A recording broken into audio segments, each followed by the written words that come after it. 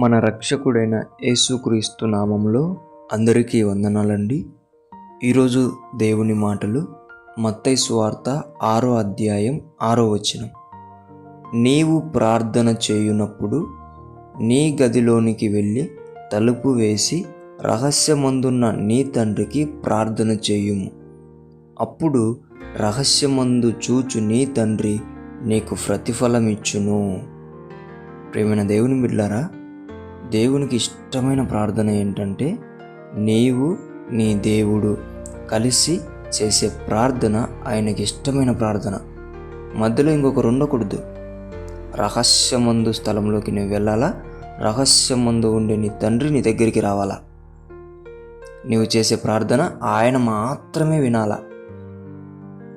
ఎందుకంటే నీ కోరికలు తీర్చడానికి ఆయన ఆశపడుతున్నాడు. నీ హృదయ వాంఛను తీర్చడానికి ఆయన ఆశపడుతున్నాడు. దేవుని బిడ్డలారా, చాలామంది ఏమనుకుంటారంటే అందరి ముందు చేసే ప్రార్థన, దైవ సేవకుల ముందు నేను చేయాలి ప్రార్థన, చాలామంది ఉండే చోట నేను ప్రార్థన చేయాలి, అప్పుడు దేవుడు వింటారు, అక్కడ దేవుడు ఉంటాడు కాబట్టి నా ప్రార్థన కూడా దేవునికి వినబడుతుంది, ఇలాగ పొరపడుతూ ఉంటాడు.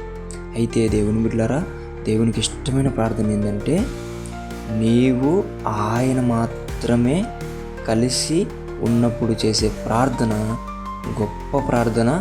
దానికే గొప్ప ప్రతిఫలం దేవుడిస్తాడు.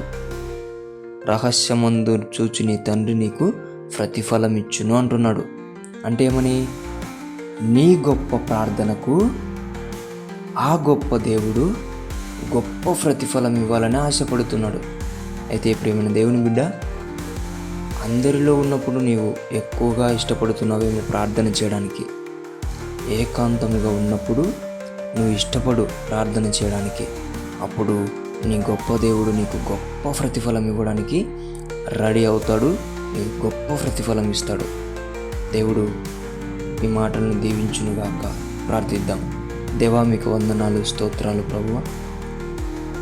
అందరిలో ఉన్నప్పుడు ఎక్కువగా ప్రార్థించాలని ఆశ నాలో ఉంటున్నదేమోనైనా దానిని తొలగించుకొని ప్రభువా, ఏకాంతముగా ఎవ్వరు లేనప్పుడు రహస్యమందున్న నా తండ్రి అయిన నీకు నేను ప్రార్థించే బిడ్డగా, నేను రహస్యమందు స్థలంకు వెళ్ళి ప్రార్థించే బిడ్డగా నా తండ్రి, నా గొప్ప దేవుని నుండి గొప్ప గొప్ప ప్రతిఫలం పొందుకునే బిడ్డగా నన్ను తయారు చేయమని, నిలబెట్టమని యేసు నామములో ప్రార్థిస్తున్నాం తండ్రి.